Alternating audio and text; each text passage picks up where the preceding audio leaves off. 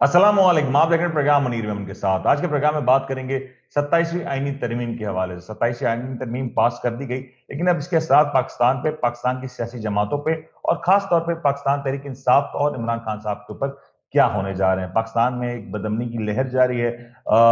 देखने में आ रहा है जो दहशतगर्दी की जो जो वक़ुआत हैं उनमें बहुत ज्यादा इजाफा हो रहा है। इसकी वजूहत क्या है? पाकिस्तान अफगानिस्तान के ताल्लुकात, पाकिस्तान हिंदुस्तान के दरमियान जंगों की जो बात की जा रही है वो क्या है? ये सारे मामला के ऊपर गुफ्तगू करने का हमारे साथ ज्वाइन करें। किसी तारुफ के मोहताज नहीं, जनाब फैसल मोहम्मद साहब इंटरनेशनल मीडिएटर हैं, हमें ज्वाइन करें। फैसल साहब अस्सलाम वालेकुम। वालेकुम अस्सलाम और आपके सामीन और नाजरीन की जानिब मेरी तरफ से सलाम है। वालेकुम सलाम। अच्छा फैसल साहब, coming straight to the point, 27वीं आईनी तरमीम एक बार फिर से सेनेट में गई, वहां पास कर दी गई। कहा यह गया कि शायद इस बार मुश्किल हो सकती है, लेकिन बड़ी कंफर्टेबल नजर आई गवर्नमेंट। क्या असर देख रहे हैं 27वीं आईनी तरमीम का पाकिस्तान के अस्करी, सियासी और अदालती ढांचे के ऊपर? देखिए जनाब, मसला ये है कि ये जो तरामीम का जो सिलसिला शुरू हुआ है, ये अभी 27वीं में तो नहीं चलेगा, आगे भी जाएगा। लेकिन यहाँ मैं मुख्तसरन ये कह दूंगा कि 26वीं आइनी तरमीम से पाकिस्तान का आइन ख़त्म हो चुका था और 27वीं तरमीम से जमहूरियत का अब तस्वुर भी ख़त्म हो गया है। क्योंकि तस्वुर होता है ना आपका डेमोक्रेसी का, वो टोटल ख़त्म हो गया है। और जितनी आपको पता है कि आइन में कॉन्स्टिट्यूशन की जहाँ तक मुझे याद पड़ता है 208 या 209 टोटल मतलब शिक़ें हैं। शायद मैं गलती में तो माफ़ कीजिएगा, 2 या 208 या 209 ही हैं। इनमें से अचानक तेज़ी के साथ 59 के अंदर तरामीम की गई हैं। अब अंदाज़ा लगाएँ कि कितनी बड़ी तादाद है। भाई 1-2 तो चलिए ठीक है, मान लिया जाता है, चलो एकदम 59, ये दुनिया की किसी मुल्क की तारीख़ में मैंने स्टडी की है कि कहीं नहीं है, नंबर 1। दूसरी सबसे बड़ा बात ये है कि इसके अंदर जितनी भी तरामीम हुई हैं, उसमें वो अवामी मफ़ाद की तो कोई भी नहीं है। जितनी भी तरामीम है वो मतलब या अदालतों के अंदर रद्दो-बदल से मुतल्लिक़ है, आईनी अदालतों के ज़रिए अदालतों को कंट्रोल जैसे आपने किया, उनको कंट्रोल कर लिया गया है। और जो सुप्रीम कोर्ट है, आपको पता है कि जिस वक़्त ये पास हुआ है वहाँ से सेनेट से बिल, तो वहाँ पर उन्होंने लफ्ज़ सुप्रीम कोर्ट के चीफ जस्टिस का नाम ही काट दिया था। ये हम्म। तो चोरी कल पकड़ी गई नेशनल असेंबली के अंदर। तो उन्होंने ये कहा कि नहीं जनाब, ये तो वो प्रिंटिंग की गलती है। अजी कमाल बात है, यानी एक न्यूक्लियर ताकत का हामिल इतना बड़ा मुल्क, उसके कॉन्स्टिट्यूशन ही जो रिवाइव कर रहे हैं या उसको बना रहे हैं, तरमीम कर रहे हैं, ये वो तरमीमें हो रही हैं या किसी का कोई वलीमे का कार्ड छप रहा है कि प्रिंटिंग मिस्टेक हो गई। मतलब अजीब किस्म की बातें करते हैं। तो ये फिर जो है ना मामला, फिर वो कल वहाँ मामला हुआ। अब उसके अंदर भी जो चीज़ें सामने आई हैं, उसमें अब देखें वो कहते हैं कि जनाब जितने भी जजेस की जो तकर्री होगी वो भी सदर की सवाबदीद पर होगी और सारा जुडिशल कमीशन का जितना मामला है वो भी सदर की सवाबदीद पे जाएगा। हालाँकि कम से कम सारी दुनिया के अंदर अदालतों को जो है, अदालती मामलात जो है, जुडिशल एक कमीशन जो है वो इंडिपेंडेंट होता है। बिल्कुल अच्छा ठीक। चलिए, ये तो आपने कर दिया, मान लिया। अब दूसरी इसमें खराबी सबसे बड़ी बात ये है कि जो इन्होंने कॉन्स्टिट्यूशनल जो एक बना दी है, कॉन्स्टिट्यूशनल अदालतें जो होती हैं सब जगह, लेकिन वो उनको फेडरल कोर्ट्स कहा जाता है। लेकिन चलिए, अगर आपने कॉन्स्टिट्यूशनल नाम रख दिया है फॉर एग्जांपल, तो उसको कम से कम सियासी तो ना करें ना आप उसको। अब उन्होंने ये कह दिया है कि जो कॉन्स्टिट्यूशनल जो कोर्ट्स होंगी, उनका जो चीफ जस्टिस होगा वो वज़ीर-ए-आज़म की सवाबदीद पर होगा। वज़ीर-ए-आज़म उसको वो करेंगे।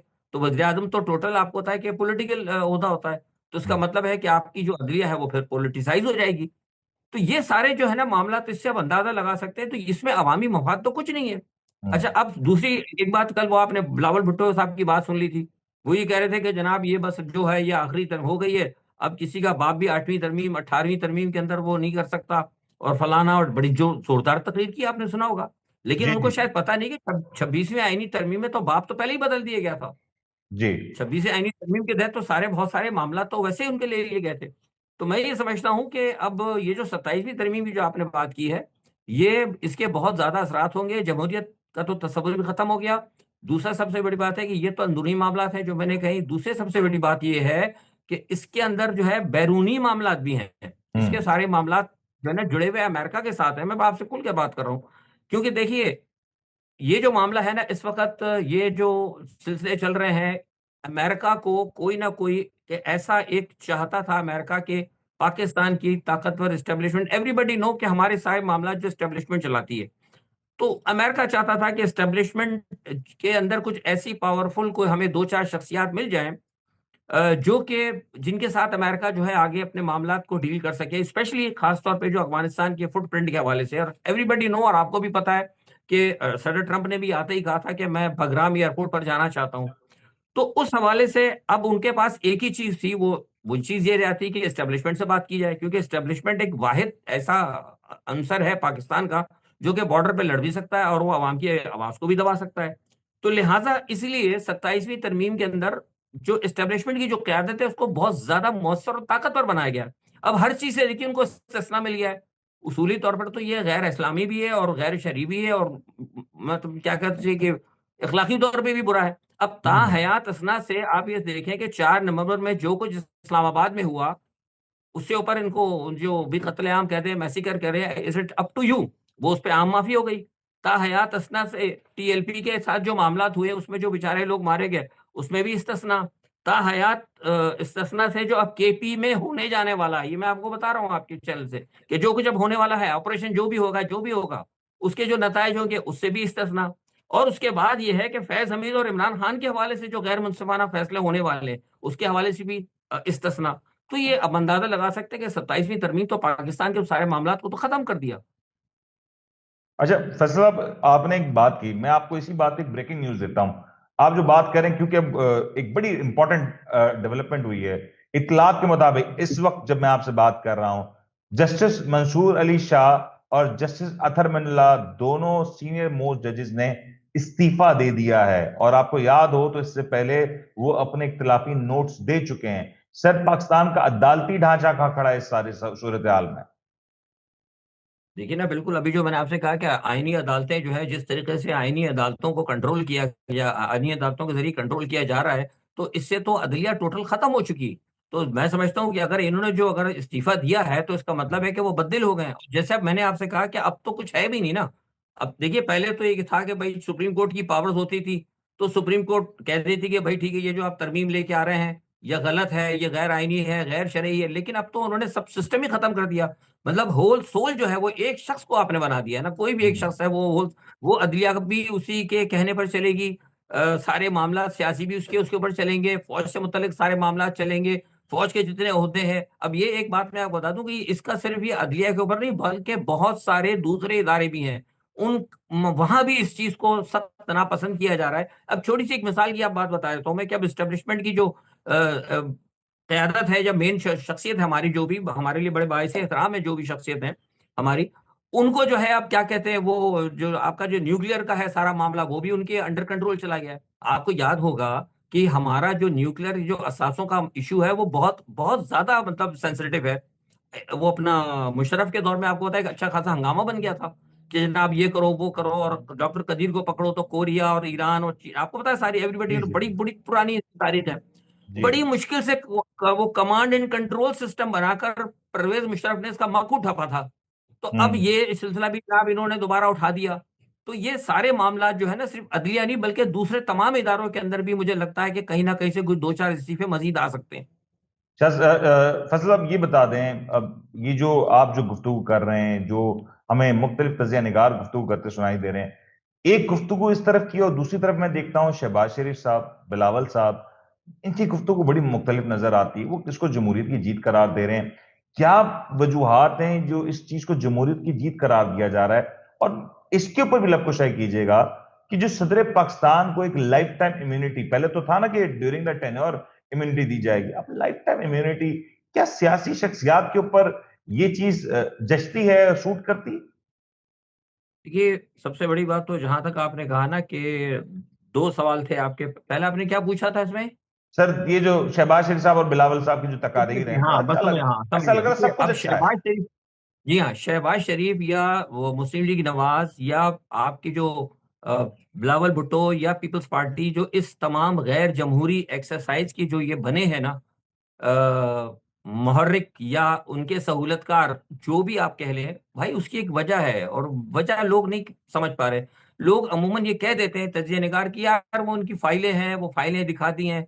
देखिए, यहाँ मामला सिर्फ फाइलों तक का नहीं है, फाइलें तो सभी की तैयार होंगी, क्योंकि इत्तेफाक की इस बात है, सबका कुछ ना कुछ कहीं ना कहीं थोड़ा बहुत सिलसिला है। असल मसला ये है कि जो बड़ी ताकतें हैं, बड़ी जो पार्टियां हैं, जिनके जो रूह रवां शहबाज शरीफ साहब हो गए या बिलावल साहब हो गए, इनकी तमाम जिंदगी के जायज और नाजायज एसेट जो है सब बाहर हैं। देखिए, मैंने आपसे अभी एक बात कही थी कि जो कुछ जी। हो रहा है ये बाहर के कहने के ऊपर आ रहा है। और बाकायदा इनको पता है अगर यहाँ पर इनकी बात, ताकतवर हलकों की बात अगर इन्होंने नहीं मानी, अगर इसको बतौर इनके तमाम इकदाम को अगर जमहूरियत का नाम इन्होंने नहीं दिया, तो यहाँ से सिर्फ एक टेलीफोन ही जाना है मार्को रोबियो के पास और सारे के सारे एसेट खत्म। तो फिर ये तो सीधा के सीधा जमीन के ऊपर। तो ज़ाहिर-सी हम्म। बात है, अपने तमाम किए जो सारी ज़िंदगी भर की जो है मेहनत और जो सारी चीज़ें हैं, जिसकी की वजह से वक़्त ज़रदारी साहब भी परेशान फिर रहे हैं कि बहुत सारी चीज़ों पे इनके दावे हैं, बहुत सारे मामलात हैं, वो सभी कुछ लुटिया डूब जाएगी। हम्म। तो ज़ाहिर-सी बात है, फिर वो उसको इसलिए जमहूरियत कर रहे हैं। अब बात ये आ जाती है सदर साहब की। देखिए, सदर साहब की जो ताहयात एक्सटेंशन इसलिए दी जा रही है, मैंने अभी आपसे कहा कि जो कवानीन सदर साहब ने जो नोटिफ़िकेशन जारी किए हैं, वो नोटिफ़िकेशन बुनियादी तौर पर पाकिस्तान के जो कॉन्स्टिट्यूशन तो ख़ैर तक़रीबन ख़त्म ही हो गया, लेकिन कभी खुदा ना ख़ास्ता अगर रिवाइज़ हो जाता है या अगर कोई ऐसा आदमी आ जाता है तो उसमें इनकी पकड़ होगी। और आर्टिकल 6 जिसको उन्होंने कि ख़त्म आगे-पीछे कर दिया, अगर ये सारे मामलात रिवाइज़ हो गए, तो सदर मुमलिकत जो है पकड़ में आएँगे। तो लिहाज़ा उन्होंने यहाँ पे पहले ही जो है, जिसे कहते हैं ना, वो 2 तिहाई अक्सरियत लेके अपने आप को वो करवा लिया, क्लियर हम्म। करा लिया है कि अगर कभी कोई बात हो तो वो तिलवर की तरह मेरी गर्दन जो है ना कहीं हाथ में ना आ जाए। असल में उसकी वजह ये है। लेकिन लेकिन वैसे भी आप, ये बड़ी मजे का खेज बात है कि जिस आसिफ अली जरदारी के मुतालिक मुस्लिम लीग नून की क़यादत, खासतौर पर मियां मोहम्मद नवाज शरीफ, शहबाज शरीफ साहब जो गुफ्तगू किया करते थे, और पीपल्स पार्टी कहती है कि जरदारी साहब ने अपनी जिंदगी के हसीन 12 साल जेल में गुजार दिए, और वो जो मुकदमात बने वो भी नून लीग में के दौरे क़यादत बने, ड्यूरिंग देयर गवर्नमेंट बने। सर वो कितना क्या वो सब नल एंड वॉइड हो गया जो पहले किया गया? वो जो इल्जामात, वो जो सजाएं, वो जो नैब के मुकदमात, सर ये इतना आसान होता है पाकिस्तान की सियासत में? बस ये मैं एक छोटा-सा यही लफ्ज़ कहूँगा कि ये पाकिस्तान की निरंगी ये सियासत है, इसे आप देखते ही जाइए, बंदे खपा देख, दामन खपा देख, वो वाली बात है, इसमें मैं और कुछ नहीं कह सकता। अच्छा, एक चीज और, एक बड़ा स्टेक होल्डर पीटीआई है, बल्कि मैं ये कहूँ डायरेक्टली इमरान खान साहब। अब जो तरमीम हुई है, इस तरमीम के दो पहलू हैं। एक तरमीम का पहलू ये है, अब तो इम्यूनिटी है, अब तो इमरान खान साहब का बाहर आना तय हो चुका, अब तो कोई रुकावट नहीं है। अब दूसरा पहलू ये भी है कि अब तो खान साहब की इस सियासत के गेम में गुंजाइश ही नहीं है, वो माइनस हो चुके हैं मुकम्मल तौर पे। असल हकीकत क्या, आप क्या देख रहे हैं? देखिए, एक बात इसमें मैं बता दूँ आपके, जो लोग ये कह रहे हैं ना कि इमरान खान को अब इम्यूनिटी मिल चुकी या इमरान खान रहा हो जाएँगे, मैं समझता हूँ वो गलती पर हैं। आपको याद होगा कि आपसे पहले भी कई दफ़ा मेरे जो साबिक़ा जो आपके साथ वीलॉग हुए हैं, उसमें आपको पता है कि कई हमारे सीनियर मोस्ट लोगों ने, बाखबर लोगों ने ये बात कही थी कि इमरान खान बस रहा होने वाले हैं और वो बस जज साहब आने वाले हैं, अब तो केस ही उड़ गया है, सारे लोग पहुँच गए, पता लगा दूसरे दिन वो जज के पैर में तकलीफ़ हो गई, जज आए ही नहीं। तो जी। मैंने हमेशा से आपको कहा था कि इमरान खान का जो मामला है वो इंटरनल नहीं है, ये एक्सटर्नल है। इमरान खान को जो बंद किया गया है, जो उनको अब जेल में डाला गया है, उसके सिर्फ़ अंदरूनी इसके मुज़म्मरात नहीं हैं, बल्कि बैरूनी मामलात हैं, बहुत सारी ऐसी चीज़ें हैं। अब तो बहुत सारी चीज़ें आपकी समझ में आ गई होंगी, ये बात भी जी। हम नहीं करना चाहते। तो उसकी वजह से उनका फ़िलहाल अंदर रहना ही बेहतर होगा इस हुकूमत के लिए।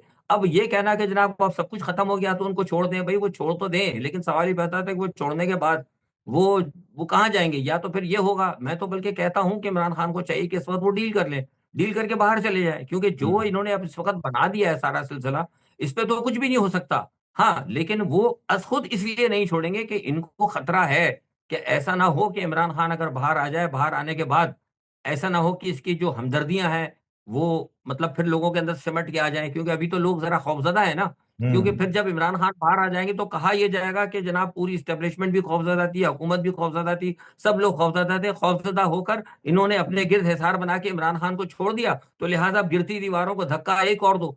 देखिए, हम्म। जो इंसान गलत काम की वजह से खौफ़ज़दा होता है ना, वो फिर वो बहुत ज़्यादा मोहतात होता है। तो जो मेरे पास इत्तलात है वो ये है कि इमरान खान को ये खुद नहीं छोड़ने वाले। बेहतर ये होगा कि इमरान, जैसे मैंने भी आपसे कहा ना कि ताहयात इस्तिस्ना जो लिया गया है, जी। उसकी असल वजह ही ये है कि फैज़ हमीद के हवाले से और इमरान खान के हवाले से जो ये फैसले करने जा रहे हैं, उसके मुज़म्मरात जो आइंदा चंद सालों बाद आएँगे, कभी तो रिटायर होंगे, कभी तो जी। छोड़ेंगे, ऐसा तो नहीं हो। तो उससे ये बचा जाए।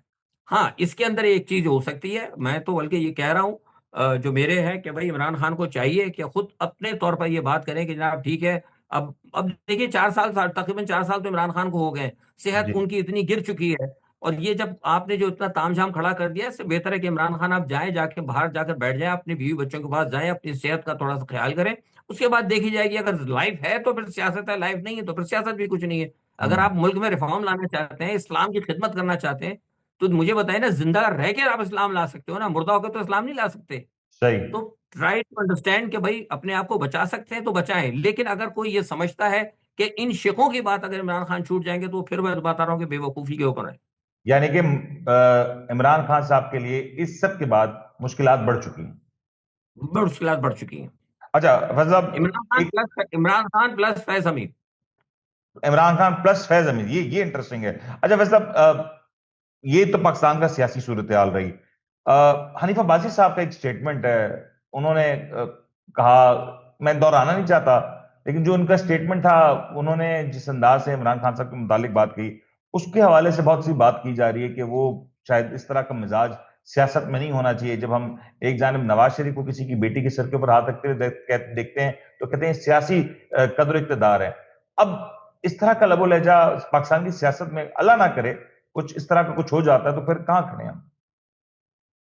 देखिए ना, वो अभी मैंने आपको जो बात कही एग्जैक्टली वही जिसपे हमारा अभी डिस्कस कर रहे थे, कि ये जो ताहयात इस्ना जो मांगा जा रहा है वो इमरान खान के हवाले से जो कुछ इनका फैसला है, दर हम्म। हकीकत जो है राजा साहब ने जो बात की है ये उसी तरफ इशारा है। क्योंकि आपको पता है कि राजा साहब किसके करीब है इस वक्त, सारे तो उनके करीब हैं, हर चीज हम्म। उनको पता है। तो बुनियादी तौर पर उन्होंने वाजे कर दिया है कि अब इमरान खान को जो है ना, उन्होंने कह दिया कि उनको सजा मिलनी चाहिए। खुलेआम असेंबली के उस पर कहा कि ये आप हम्म। कातिल हैं, आप ये हैं, आपको भुगतना होगा, अब आप नहीं बचेंगे।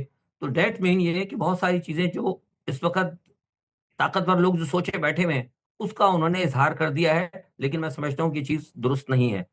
मैं भी नो, इसको काबिल अफसोस समझता हूँ। नोटेड। अच्छा फजल, आप जरा दूसरी तरफ आ जाते हैं, जियो पॉलिटिक्स की तरफ आ जाते हैं। हमने देखा कि पाकिस्तान अफगानिस्तान के दरमियान सूरत हाल कशीदा हुई। पाकिस्तान में अब वापस से बदअमनी, दहशतगर्दी की एक नई लहर देखने में आई। पाकिस्तान के इस्लामाबाद, पाकिस्तान के कैपिटल सिटी में कचहरी में एक धमाका हो गया। एन उस वक्त जब असेंबली का इजलास जारी था, एन उस वक्त जब एक इंटरनेशनल क्रिकेट टीम पाकिस्तान में मौजूद है। सर, ये पाकिस्तान अफगानिस्तान के दरमियान क्या हो रहा है, और ये हिंदुस्तान से जो ताने बाने मिलाए जा रहे हैं, एक तरफ जंग की बात की जा रही है, जरा इसको सम अप कर सकें तो प्लीज कीजिए। देखिए, इसमें मैंने एक बात आपको बता दूं कि देखिए, जहां तक अफगानिस्तान का ताल्लुक है, तो अफगानिस्तान के हवाले से मैं ये नहीं कहता कि अफगानी जो है या अफगानिस्तान वाले बहुत ज्यादा अच्छे हैं या बहुत ही ज्यादा मोतबर हैं या बहुत ज्यादा सीधे हैं। सब जगह हम गलत हैं। हम्म। बिलाशुबा उनकी भी गलतियां हैं, बेइंतहा गलतियां हैं, और अभी भी वो गलतियां कर रहे हैं। लेकिन दूध के धुले हुए हम भी नहीं हैं। हम्म। हमारी तरफ से भी बहुत गलतियां हुई हैं और स्टिल हम कर रहे हैं। देखिए, मैंने आपसे भी एक बात कही थी कि अफगानिस्तान का जो इशू है ना, अगर देखें, मैं मेरे और आपके दरमियान अगर कोई डिस्प्यूट होता है मिसाल के तौर पर, तो अगर हम और आप दोनों अगर बैठ के बात कर लें, समझ गए, तो वो डिस्प्यूट हल हो जाएगा। लेकिन आपके पीछे भी एक बदमाश का हाथ हो, मेरे पीछे भी एक बदमाश का हाथ हो, और उन दोनों बदमाशों के मफादात को मद्देनजर रख के जब हम अगर बात करेंगे, तो फिर हमारा वो मामला कभी भी जो है ना वो तीन तेरा ही रहेगा। एग्जैक्टली यही पोजीशन इस वक्त ही है। अफगानिस्तान के पीछे इस वक्त भारत है, नो डाउट, ये मैं आपको बता रहा हूँ, बिल्कुल पक्की बात है। तो इसी तरह हमारे पीछे भी कहीं ना कहीं हमारे ट्रम्प साहब मौजूद हैं। क्योंकि ये मैं अभी जितनी भी बातें हो रही है ना अफगानिस्तान के हवाले से, ये जो है ना बुनियादी तौर पर बोल तो पाकिस्तान ही रहे हैं, लेकिन दरअकीकत ये अमेरिका की जबान है। और मैंने आपको बताई है कि पाकिस्तान, अमेरिका जो है अफगानिस्तान में अपने फुटप्रिंट चाहता है। ऐसे ही हम्म। नहीं वो बार बार कह रहे हैं कि मेरा प्यारा फील्ड मार्शल, मेरा प्यारा फील्ड मार्शल। अब उनके प्यारे फील्ड मार्शल को पाकिस्तान में इतनी ताकत मिल गई है कि जितनी शायद अमेरिका में ट्रंप को भी नहीं होगी। तो कहने का मकसद ये है कि जो आप बात कर रहे थे मामला कि क्यों गड़बड़ हो रहा है, देखिए, मैं बेसिकली खुद भी एक मेरा जो क्या कहते हैं ना, बाय प्रोफेशन भी है, मैं खुद मेडिएटर हूँ। मेडिएटर वो मुसालियतकार करना या मामला तय कराने वाला। तो मुसालिहातकार जब होते हैं या मुज़ाकरात होते हैं, तो उसके अंदर सबसे पहले मेमन साहब एक चीज़ होती है, वो होती है एतमाद साज़ी। जी। एतमाद साज़ी होती है कि एक दूसरे को भरोसा दिया जाए। अब हम्म। आप ये देखिए कि जिस वक़्त इस्तांबुल के अंदर मुज़ाकरात हो रहे थे, बातचीत हो रही थी, तो क्या आपने ख्वाजा आसिफ साहब की यहाँ पे गुफ्तगू सुनी? जी। वो तो मुसलसल फायरिंग कर रहे थे।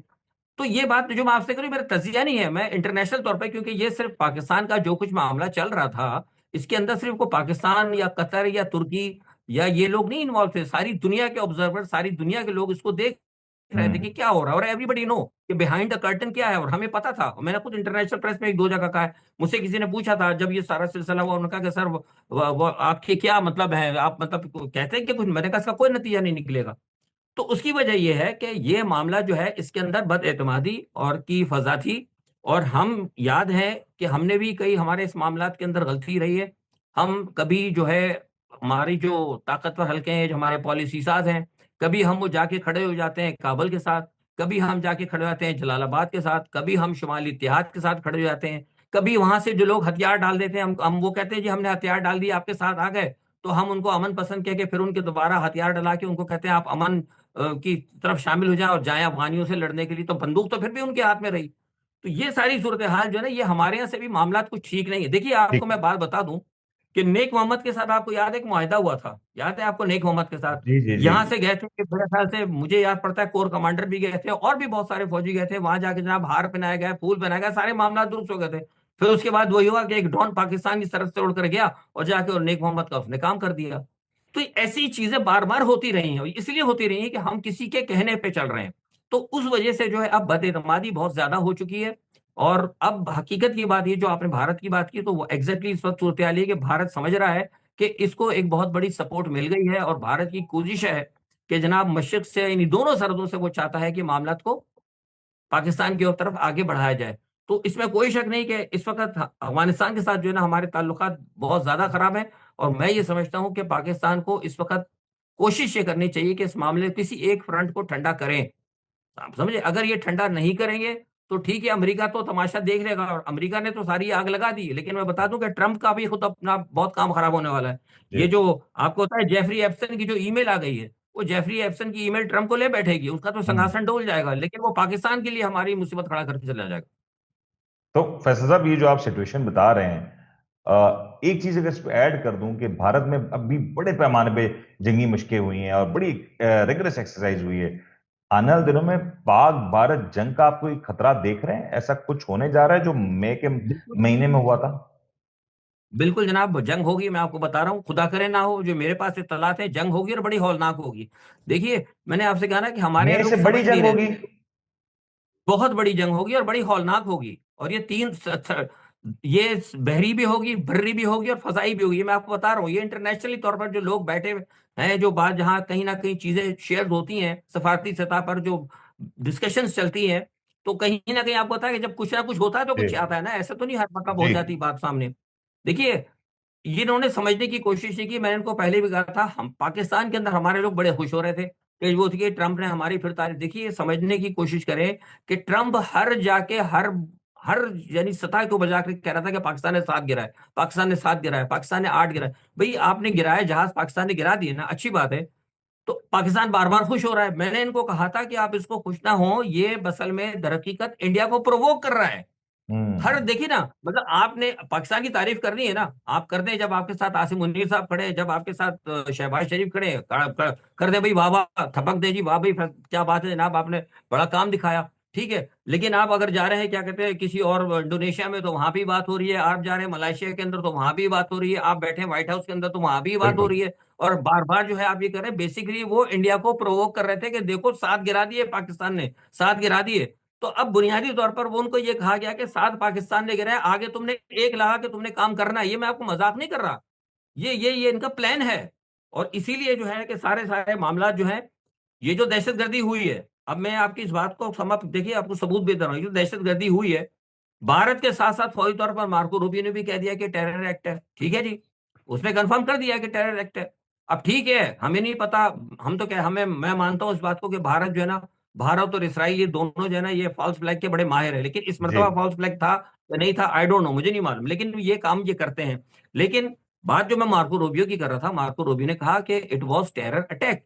लेकिन एक बात जो उसने आगे कही ना, वो सबसे ज्यादा खतरनाक और अलार्मिंग है। उसने कहा कि मैं टोटल सेटिस्फाई हूं भारत की इस तहकीकात से जो वो इस दहशतगर्दाना हमले के हवाले से कर रहा है। और ये मैं आपको बता दूं कि भारत की तहकीकात जो हो रही है, उसके तमाम सिरे जो है ना पाकिस्तान की तरफ जा रहे हैं। वो उन्होंने तो जो सर बंदे पकड़े हुए हैं, एविडेंट है, वो तो मतलब हाँ ना भी पूछे तब भी वो शेरे पाकिस्तान की तरफ जाते हैं। लेकिन हाँ, ये एक बड़ी बात है कि ये इसका इंडोर्समेंट आ मतलब जाना। ये, हाँ, तो इसका मतलब ये है कि मार्को रूबियो जो है ना इस तहकीकात को तस्दीक कर रहा है, तो this is the exactly. Alarming. This ये इज सूरत दिस इज हाल अलार्मिंग।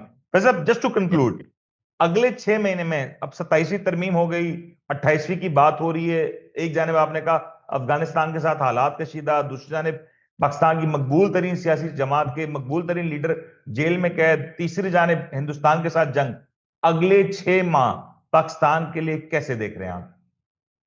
पहली बात तो है ना, वो 28वीं तरमीम जरूर आएगी। और एक बात मैं बता दूं कि 28वीं तरमीम के अंदर जो ना वो निहायत, जिसे कहते हैं ना कि वो नाम चेंज होंगे, नाम बदले हो जाए, मतलब बोतल वही होगी, जिसे कहते हैं कि नई वाली, लेकिन शराब उसमें पुरानी होगी। वो कुछ इख्तियारात जिसके ऊपर पीपल्स पार्टी, जो बिलावल साहब जो कह रहे थे ना किसी का बाप नहीं ले सकता, तो मैंने बताया था ना कि बाप तो 26वीं तरमीम के बाद चेंज हो गया, इनको शायद पता ही नहीं लगा। तो वो 28वीं तरमीम के अंदर ये चीजें भी इनसे ले ली जाएंगी। नाम तब्दील होगा चीज़ों का, लेकिन पावर्स वो भी ले ली जाएँगी, 28वीं तरमीम भी पास हो जाएगी। और अगले 6 महीने जो है ना, पाकिस्तान की इक़्तिसादी हालात जो है ना, और ये जो माशी हालात है, ये मज़ीद ख़राब होगी। देखिए, मुसलसल ये आप गवाह हैं, आपके प्लान में मैंने जिस वक़्त ये SIFC आया था, आप अपना उठा के देख लें, डे फर्स्ट मैंने उस दिन आपके साथ एक शाह साहब भी थे, जी। सीनियर जर्नलिस्ट, उनकी मौजूदगी में मैंने कहा था, मैंने कहा नहीं आएगा आपके पास एक पैसा। और आज अल्लाह गवाह है, जो बात मैंने आपको कही थी, क्योंकि मेरा तज्ज़िया नहीं था, मैं आपको वो खबरें बताता हूँ जो मैं ब्लूप्रिंट देख लेता हूँ। जी। तो आज मैं आपको बता रहा हूँ कि पाकिस्तान की पोज़ीशन ये है कि 44% लोग जो है गुर्बत के करीब आ चुके हैं। जिस पैटर्न के ऊपर अमेरिका ने हमको चला दिया है, इस पैटर्न के अंदर आइंदा 6 माह क्या बल्कि 2 साल भी पाकिस्तान जो है कभी ट्रैक के ऊपर नहीं आ सकता। और सूरत-ए-हाल ये हो गई, अगर कल आप इमरान खान को भी छोड़ दें, तो इमरान खान भी 5 साल तक पाकिस्तान को अपने ट्रैक पर नहीं ला सकता। हम इतनी तबाही कर चुके हैं। बहुत बहुत शुक्रिया। फैसल मोहम्मद साहब इंटरनेशनल मीडिएटर हमारे साथ मौजूद थे और बड़ी जबरदस्त इनसाइड स्टोरीज हमारे साथ शेयर कर रहे थे, अपना तजिया पेश कर रहे थे, बता रहे थे कि पाकिस्तान का आने वाला कल किस तरह से हो सकता है। 27वीं आईनी तरमीम के हवाले से गुफ्तगू की गई, खान साहब के मुस्तकबिल के हवाले से गुफ्तगू की गई, जो पोलिटिकल सिचुएशन और जंगी सूरत हाल के हवाले से गुफ्तगू की। उम्मीद करते हैं आपको आज का प्रोग्राम पसंद आएगा। अपने मेजबान में इनको इजाजत दें, ख्याल रखिएगा। अल्लाह हाफ़िज़।